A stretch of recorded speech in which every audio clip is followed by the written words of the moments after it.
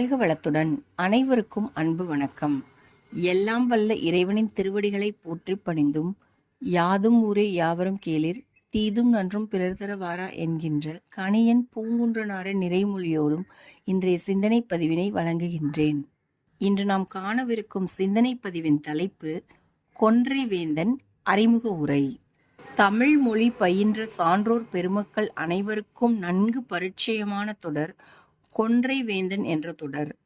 நம் தமிழ் மூதாட்டி ஔவையார் அருளிச் செய்த பல நீதி நூல்களில் மிகவும் பிரபலமான, எளிமையான ஆனால் செறிவான பொருளுடைய சிறப்பு நீதி நூல்தான் கொன்றை வேந்தன் என்ற நூல்.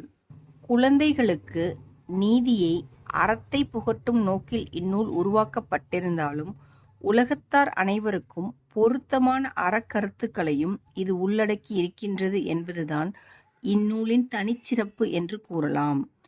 ஒற்றை வரியில் 1000 அறக்கருத்துக்களை உள்ளடக்கி கூறும் ஆற்றல் தமிழ் மொழிக்கும் ஔவையாருக்கும் மட்டுமே உண்டு.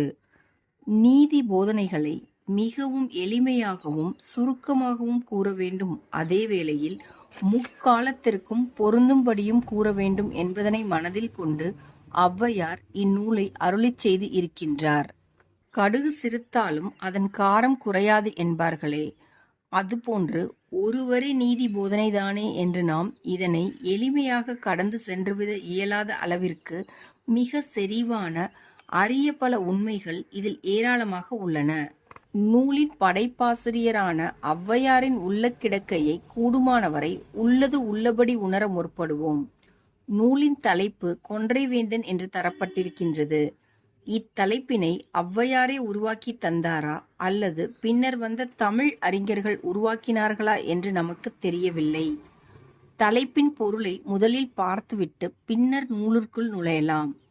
கொன்றை மலர் என்பது சிவபெருமானுக்கு உகந்த அடையாள மலர் என்பதனை சைவ சமயத்தை பின்பற்றும் அனைவரும் நன்கறிவார்கள்.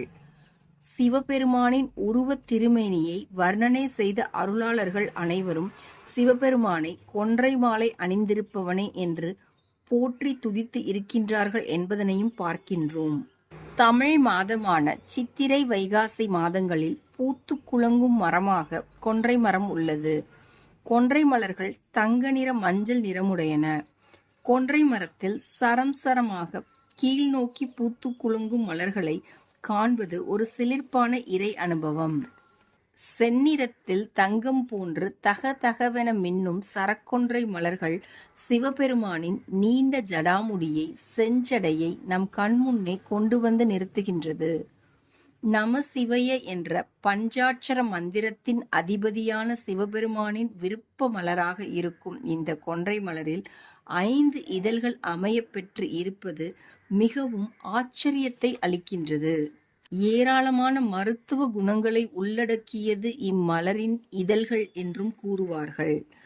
உலக உயிர்களின் பிறவி நோயினை போக்கும் வைத்தீஸ்வரனாக, மருந்தீசனாக இருக்கும் சிவபெருமான் விரும்பி அணிந்திருக்கும் கொன்றை மலரும் மருத்துவ குணம் உடையது என்பதில் நமக்கு வியப்பு ஏதும் இல்லை.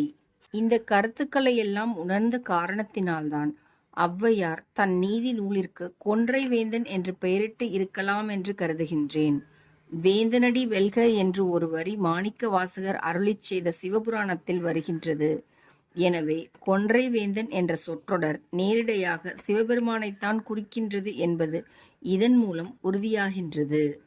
ரிஷபத்தை அறத்தின் வாகனமாக வைத்திருக்கும் சிவபெருமானின் சிறப்பு பெயரை ஒரு அறநூலுக்கு வைப்பதுதான் பொருத்தம் என்று கருதிய காரணத்தினால் கூட அறக்கருத்துக்களை போதிக்கும் தன் நீதி நூலிற்கு கொன்றை வேந்தன் என்று பெயரிட்டு இருக்கலாம் என்றும் கருதுகின்றேன். இந்த மறைநூலில் மொத்தம் 91 மறைமொழிகள் உள்ளன. நிறைமொழி மாந்தரான ஔவை உணர்ந்து கூறிய இந்த மறைமொழிகள் அனைத்தும் தமிழ் மந்திரங்கள் என்று புரிந்து கொண்டு அதன் ஆழமான நுட்ப பொருளை உணர முயற்சிப்போம். ஒரு படைப்பாசிரியன் ஒரு நூலினை துவங்குவதற்கு முன்பாக கடவுள் வாழ்த்துச் செய்யுளை கூறுவது என்பது தமிழர் மரபு. எனவே இந்த கொன்றை வேந்தன் என்ற நீதி நூலின் முகப்பிலும் ஒரு விநாயகர் துதி கடவுள் வாழ்த்துச் செய்யுளாக வருகின்றது. இந்த பாடலையும் சேர்த்தால் மொத்தம் 92 வரிகளை உள்ளடக்கிய நூலாக கொன்றை வேந்தன் அமைந்திருக்கின்றது. இன்றைய பதிவில் கடவுள் வாழ்த்துச் செய்யுளான விநாயகர் துதியை மட்டும் பார்ப்போம். அவ்வை பிராட்டியின் வழிபடு கடவுள், விருப்பக் கடவுள் விநாயகர் என்பதனை நாம் நன்கறிவோம். கொன்றை வேந்தனின், அதாவது சிவபெருமானின் திருக்குமாரரான விநாயகரை போற்றி துதிக்கும் துதி இதுதான். கொன்றை வேந்தன் செல்வன் அடியினை என்றும் ஏத்தித் தொழுவோம் யாமே. இந்த பாடலின் சுருக்கமான பொருளை கூறுகின்றேன்.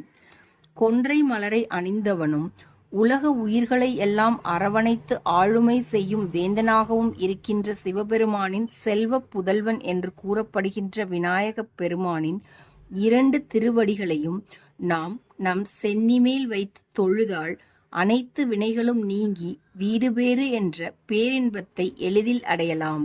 இத்துணை சிறப்புக்கு உரிய யானைமுகச் சிவபெருமானாகிய விநாயகப் பெருமானின் திருவடிகளை போற்றிப் பணிந்து வாழ்த்தி வணங்கி இந்நூலினை படைக்கின்றேன் என்று ஔவையார் கூறுகின்றார். அன்னையும் பிதாவும் முன்னறி தெய்வம் என்று துவங்கி ஓதார்க்கு இல்லை உணர்வோடு ஒழுக்கம் என்ற மறைமொழியோடு கொன்றைவேந்தன் முற்றுப் பெறுகின்றது. அடுத்த பதிவு முதலாக ஒவ்வொரு மறைமொழியினையும் அதன் உள்ளே பொதிந்து உள்ள மறை கருத்துக்களையும் பார்ப்போம். எல்லா உயிர்களும் இன்புற்றிருக்க நினைப்பதுவே அல்லாமல் வேறொன்றறியேன் பராபரமே என்கின்ற தாயுமான சுவாமிகளின் நிறைமொழியோடு இன்றைய நாள் பதிவினை நிறைவு செய்கின்றேன். அனைவருக்கும் நன்றி. வணக்கம். வாழ்க வளத்துடன்.